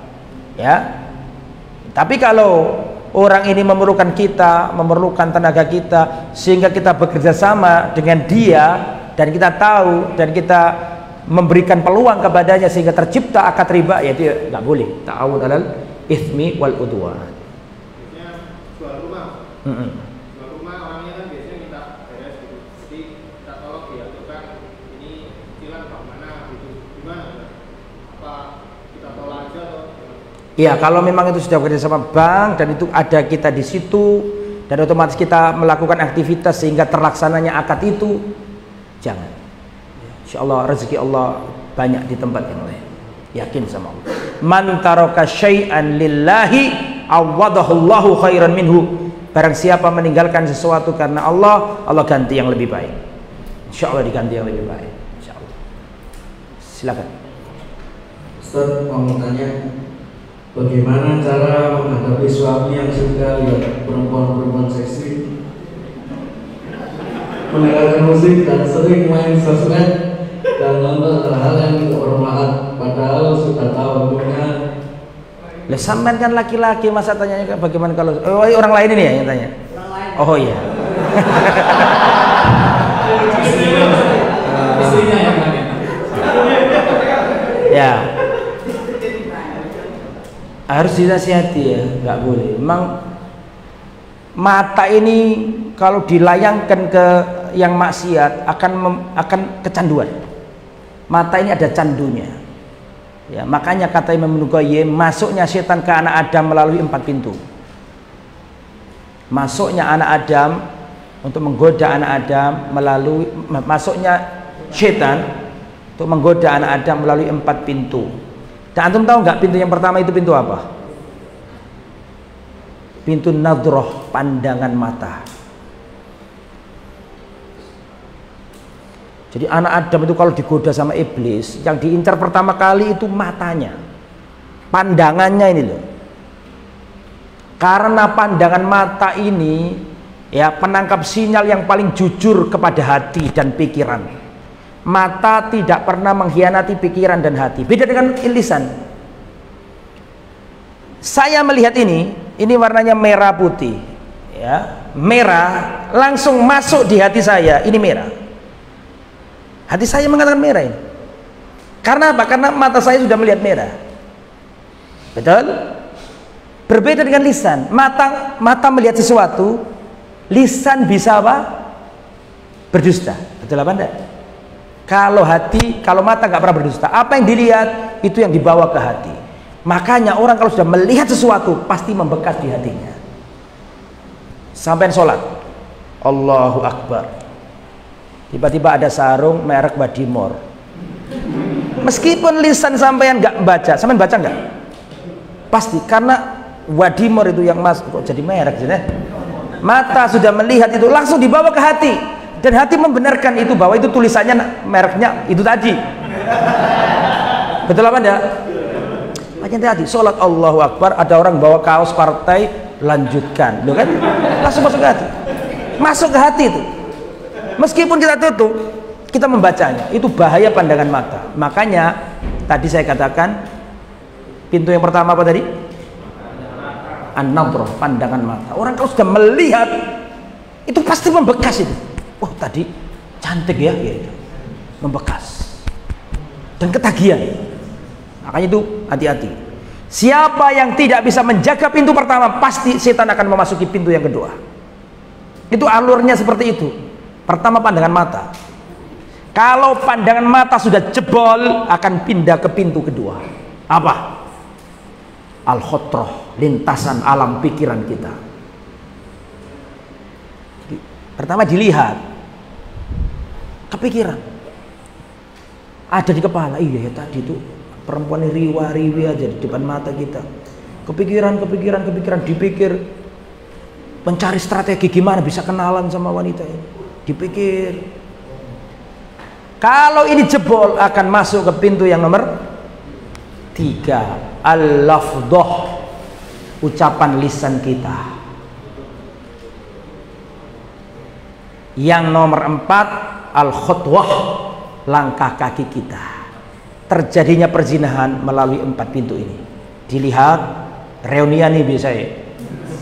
Reunian ketemu temannya nih. Pertama dilihat nih. Kedua, kepikiran dia. Karena sudah tahu nomornya kan. Tukar nomor, kepikiran di rumah ini. Pikir, gimana ya caranya dekat sama dia, pikir. Akhirnya apa? Lafdhah. Lafdhah itu bisa telepon, bisa WA-an. Terus chatting-chattingan terus. Yang terakhir khutwah, langkah kaki. Kopi darat, kopdar. Melalui 4 pintu ini. Kata siapa itu? Siapa tadi? Imam Ibnu Qayyim. Pandangan mata, lintasan alam pikir, terus apa tadi? Lisan, dan yang terakhir aksi, yaitu dengan langkah kaki. Jadi gitu ya, dan itu memang harus begini ya. Memang penyakitnya laki-laki itu wanita.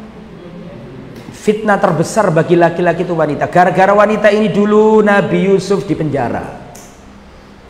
Gara-gara wanita ini dulu Nabi Yahya dipenggal kepalanya sebagai mahar bagi. Pernah dengar ceritanya Nabi Yahya? Nabi Yahya termasuk Nabi yang dibunuh. Nabi Yahya itu dipenggal kepalanya. Dan saya nggak mau cerita karena panjang. Ya, males saya cerita. Panjang ceritanya ya. Tapi antum melihat itu, saya kasih kuncinya bahwa Nabi Yahya dulu itu terbunuh karena wanita ini. Jadi wanita ini akhirnya cerita kan? Wanita ini mencintai Nabi Yahya luar biasa. Nabi Yahya itu orangnya rupawan. Ya kan doanya ayahnya namanya Zakaria. Zakaria itu syebe, sudah tua, rambutnya putih, tulangnya sudah lemes, belum punya anak. Beliau berdoa di Baitul Maqdis. Rabbi habli min hunalika da'a Zakaria rabba qala rabbi habli min ladunka dzurriyyatan thayyibah innaka sami'ud du'a. Yang belum punya anak, doalah dengan doa ini. Rabbi habli min ladunka dzurriyyatan thayyibah. Ya Allah, anugerahkan kepada kami dzurriyyah, keturunan thayyiban yang baik. Baik apanya? Baik wajahnya, baik apanya? Agamanya, baik apanya? Akalnya. Sempurna Yahya ini, ganteng orangnya. Dicintai wanita. Wanita ini cinta luar biasa sama Nabi Yahya. Tapi Nabi Yahya nggak cinta sama dia. Dan wanita yang mencintai Nabi Yahya itu, dia dicintai seorang penguasa zaman itu. Penguasa ini ingin mendekati wanita ini, tapi wanita ini nggak mau karena wanita ini tertarik sama Nabi. Nabi Yahya itu kalau dalam bahasa ahli kitab John, itu John kalau itu dalam bahasa Bible. Injil, Nabi Yahya itu namanya John. Nabi Isa siapa? Yesus. Nabi Musa? Moses. John itu Nabi Yahya. Nabi Yahya ini ganteng luar biasa. Kira penguasa ini ingin mengambil hatinya perempuan ini, tapi gak mau. Wanita ini tertarik sama Nabi Yahya. Tapi ternyata cintanya wanita ini ditolak sama Nabi Yahya. Akhirnya dia ini sakit hati. Dan mengatakan, kalau kamu ingin, wahai penguasa, raja, kalau kamu ingin menikah sama aku, saya minta mahar. Maharnya adalah kepalanya Yahya. Nabi Yahya dibunuh sama orang Yahudi. Yahudi itu suka membunuh orang. Yaqtulul anbiya bi ghairi, bahkan yang memprovokasi orang Romawi untuk menyalib Nabi Isa siapa? Yahudi. Itu baca sejarah. Tapi kan Nabi Isa nggak jadi disalib ya, diselamatkan Allah Subhanahu wa taala. Ya. Jadi kisahnya Yahudi sama Nasrani berdarah-darah zaman dulu. Nah, sekarang Nasrani sudah disterilkan sama Yahudi. Jadi nggak ada kebenciannya itu mulai menyusut sehingga mereka menjadikan Islam ini musuh bersama mereka. Jadi seperti itu. Wanita hati-hati. Nabi Yusuf dipenjara gara-gara wanita. Di dalam Al-Quran Allah menjelaskan bahayanya setan, godaannya setan dengan firman-Nya, inna kaidas syaitani kana dha'ifa. Sesungguhnya tipu daya setan itu dhaif. Apa dhaif?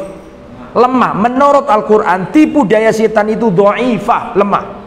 Tapi bagaimana Al-Quran menceritakan tipu daya wanita? Inna kaidakunna 'azim. Sesungguhnya tipu daya kalian wahai wanita azim. Apa azim? Agung, besar. Jadi lebih bahaya mana? Setan sama ibu-ibu, sama cewek-cewek. Nah, itu saking bahayanya wanita. Sampai-sampai Nabi mengatakan, perhatikan ya.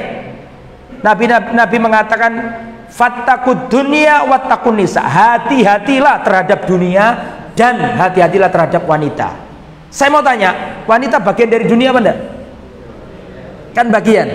Tapi mengapa Nabi menyebutkan fattaqud dunya wattaqun nisa? Hati-hatilah, waspadalah, takutlah terhadap dunia dan takutlah terhadap wanita. Padahal wanita bagian dari dunia. Kenapa disebutkan secara khusus? Itu kata para ulama, dzikrul khos ba'dal am, menyebutkan sesuatu yang khusus setelah sesuatu yang umum. Kalau ada sesuatu yang khusus disebutkan setelah sesuatu yang umum, itu tandanya yang khusus ini yang paling berbahaya. Padahal Nabi seandainya mengatakan hati-hatilah terhadap dunia. Saya mau tanya, wanita sudah masuk belum? Masuk. Tapi dikeluarkan oleh Nabi dari yang umum, dikhususkan sendiri. Itu dalil saking bahayanya wanita. Nah, itu tadi memang kebanyakan menimpa laki-laki zaman sekarang seperti yang ditanyakan sama Mas tadi. Iya, kadang-kadang gitu laki-laki. Makanya salah satu obatnya adalah boleh berpoligami. Ya. Tapi yang syar'i, yang adil, yang baik. Ya, wallahu a'lam bishawab. Sudah, mana? Silakan.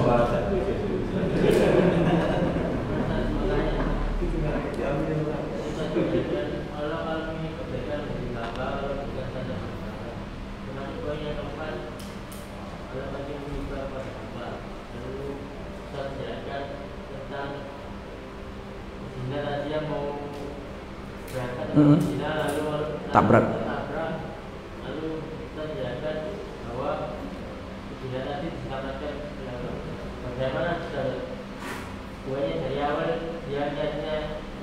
Iya. Padahal gimana? Niatnya jelek, niatnya zina. Terus pertanyaannya, kenapa kok dikatakan kasih sayang gitu? Saking welasnya Allah.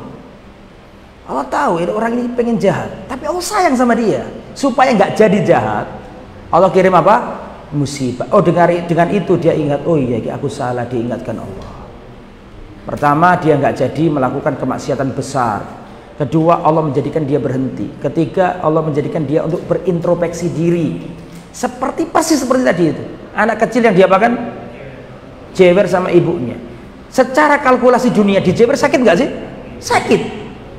Tapi anak kecil, namanya anak kecil nggak paham dia itu disayang. Tapi ketika dewasa ingat, oh dulu mama saya itu nyubit, oh ternyata sayang mama saya. Nah, kalau ada hamba dia melakukan kemaksiatan, terus diberi oleh Allah apa? Seperti tadi itu musibah, kok tidak paham? Ya seperti bocah kecil itu. Berarti dia nggak paham kalau disayang apa? Allah. Lah, kita ini dalam merespon musibah dari Allah, jangan seperti bocah kecil tadi, disayang, dieman tapi tidak paham. Kalau kita mengambil hikmah, oh ternyata mungkin disinilah Allah menyayangi saya agar saya tidak melakukan maksiat, agar saya berhenti dan seterusnya. Jadi itu bentuk kasih sayang Allah. Ya, wallahu a'lam bishawab. Yang dipermasalahkan yang apanya?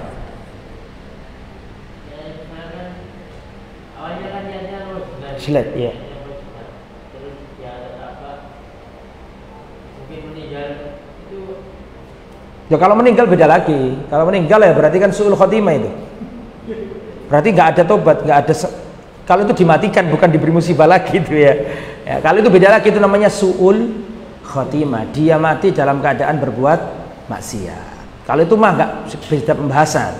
Tapi kalau dia itu diberi apa musibah, dengan itu nanti dia ini bisa introspeksi diri, nanti dia bisa memperbaiki diri, gitu loh.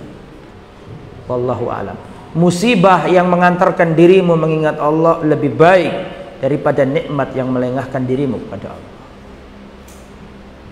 Ada orang itu yang sabar dari musibah, gak sabar dari kenikmatan. Ada orang itu miskin, ingat Allah, sholatnya rajin, dikasih kayaan, lupa semuanya, lupa istri, lupa. Banyak loh kayak gitu. Dulu masih belum punya apa-apa, masya Allah bahagia hidupnya sama istrinya, dengan segala kekurangannya dia sholat rajin. Ketika punya harta banyak, oh sudah mulai, ya, pakaian pola kata Rek Surabaya, ya, pakaian pola, ya, ini anak itu tinggal istri sudah lupa daratan. Ya itu tanda, terkadang orang itu seperti itu, diberi kenikmatan oleh Allah, justru kenikmatan itu telah merusak dirinya. Tapi orang yang diberi musibah, justru musibah itu mengantarkan dia dekat kepada Allah. Makanya kan musibah itu tanda kebaikan menurut kalkulasi Allah, berbeda dengan menurut kalkulasi kebanyakan manusia. Allahu a'lam. Pertanyaan terakhir Ustaz. Ya. Mungkin sudah jam 9. Assalamualaikum Ustaz. Waalaikumsalam. Sobek lutut kiri waktu sholat pada saat sujud rakaat pertama lalu. Pada saat sujud rakaat pertama lalu bergerak ke duduk iftiros, apakah sholat anak batal atau tidak, dan apakah harus diulang dengan mengganti celana terlebih dahulu? Ulangi mas, ulangi mas. Sholat pada saat mau sujud celana sobek. Oh. Di bagian lutut sebelah kiri. Apakah sholatnya batal dan harus mengganti sholatnya? Auratnya terlihat ya berarti. Auratnya terlihat.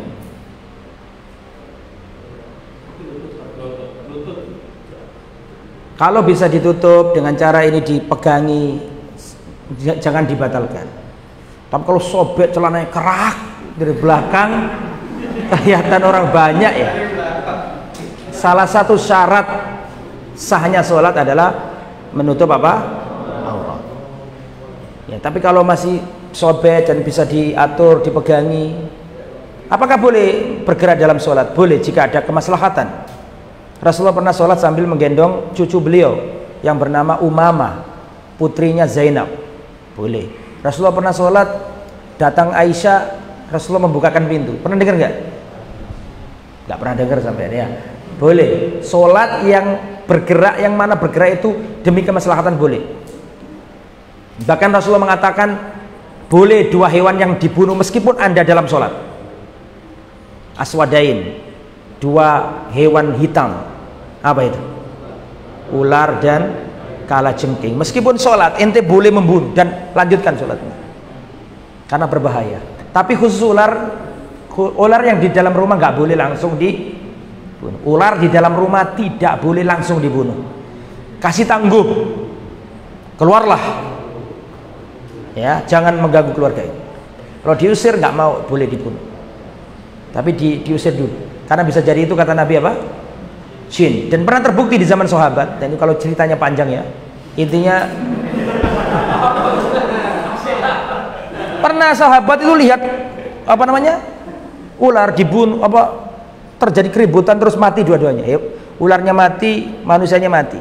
Kata Nabi lain kali kalau ada rumah di dalam rumah, ular dalam rumahmu jangan langsung dibunuh, kasih tangguh, usir dulu. Karena bisa jadi dia kata Nabi adalah jin-jin yang ada di kota Madinah. Dan ular termasuk hewan yang sering jin itu menyerupainya. Jadi bergerak dalam sholat dibolehkan. Rasulullah pernah sholat sedangkan kakinya Aisyah itu ada di tempat sujud. Itu kan menunjukkan betapa sederhananya rumahnya Nabi, kan gitu kan. Waktu sholat sampai sholat malam kan di rumah tuh, kakinya Aisyah itu sebelujur gitu kan, apa? Iya bujur kena di sujudnya Nabi, terus dialihkan sama Rasul sujud. Jadi boleh ya, termasuk tadi itu kalau misalnya itu nggak terlalu apa sarung atau apa sopi ya ditutup. Apalagi kalau untuk pakai gamis kan nggak apa-apa. Nah, intinya sebisa mungkin, kalau nggak memungkinkan dan itu lebar ya sudah batal aja. Karena itu menutup aurat salah satu apa syarat dari sholat. Wallahu a'lam bishawab. Cukup ya karena tadi sudah katanya terakhir yang sungguhan ya, itu tadi belum sungguhan. Silakan.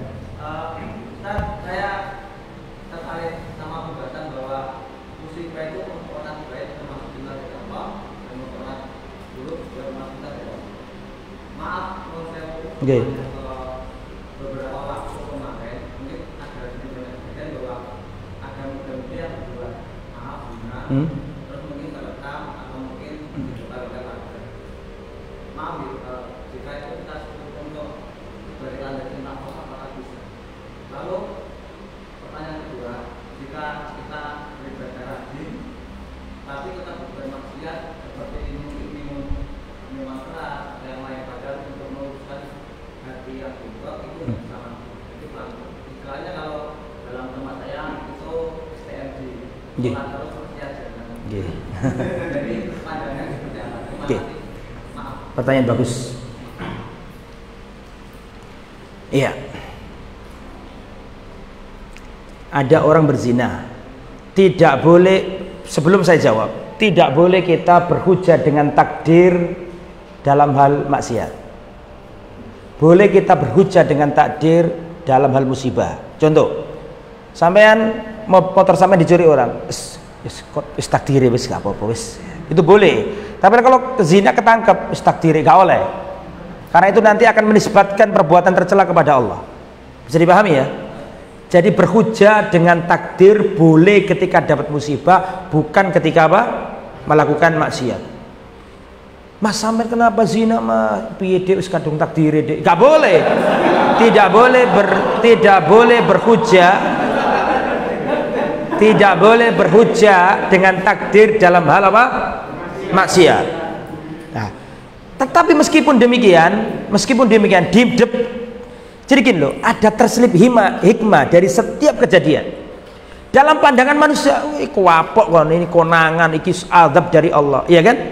Tapi dari kejadian itu terselip hikmah dari Allah. Karena Allah ingin membuat orang dua ini berhenti setelah itu, tidak menambahi dosanya. Di hadapan manusia ini punishment dari Allah, betul apa enggak? Tapi bagi pribadi yang tobat, yes, mungkin ini jalannya Allah supaya saya berhenti.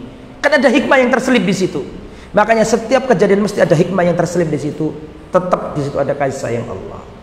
Tapi jangan kemudian ya kalau gitu zina ya bukan begitu maknanya. Tapi kalau sudah terjadi, maka jangan berputus asa dari rahmat Allah. Paham ya? Tobat berarti positifnya mungkin Allah masih sayang sama saya agar ini tidak berlanjut. Begitu ya? Jadi begitu. Jadi salah satu sisi bisa itu teguran, sisi yang lain itu juga bisa bentuk apa? Kasih sayang agar dia tidak apa?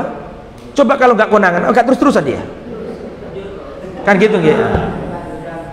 Terus kemudian ibadah jalan tapi dia maksiat jalan. Di antara fungsi dari sholat adalah inna sholata tanha 'anil fahsya'i wal munkar. Sholat itu mencegah dari perbuatan keji dan mungkar. Sholatnya orang itu jika sungguh-sungguh menjalankan ihsan, engkau beribadah seakan-akan engkau melihat Allah. Karena kamu gak bisa lihat Allah, maka kamu harus yakin bahwa kamu dilihat Allah. Jika orang itu menghadirkan muraqabatullah, merasa dilihat Allah, sebelum melakukan maksiat selalu saya dipantau Allah ya.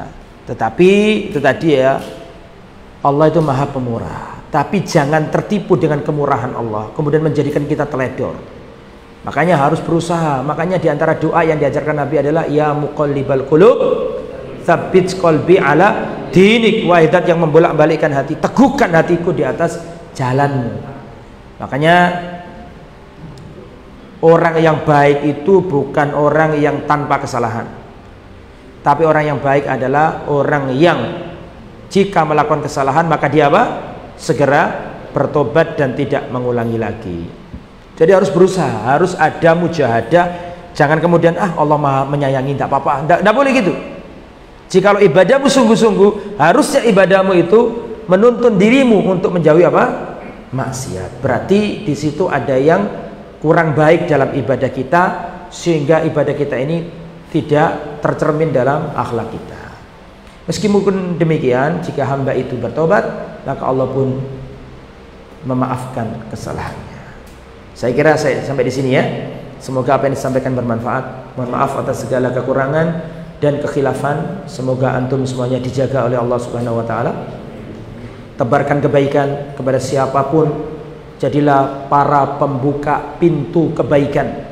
Jadilah orang yang baik. Kalau ada teman yang sakit dijenguk, kalau tetangga membutuhkan keperluan, bantulah. Jadilah pribadi yang baik. Setelah keluar dari kajian ini, tunjukkan bahwa Anda ini pribadi yang berbeda. Sayangi ibumu, cintai bapakmu, ya, sayangi saudara-saudarimu, ringankan beban mereka. Jadilah pribadi yang baik. Jadilah pembuka pintu kebaikan. Jadilah pribadi yang berbeda ketika sebelum ngaji dengan setelah ngaji. Tunjukkan bahwa Anda manusia yang baik. Tebarkan kedamaian untuk alam semesta ini. Jazakumullah khair. Semoga menjadi sinar bagi jalan kita dalam menapaki kehidupan. Subhanakallahumma wa bihamdika asyhadu an la ilaha illa anta astaghfiruka wa atubu ilaik. Wassalamualaikum warahmatullahi wabarakatuh.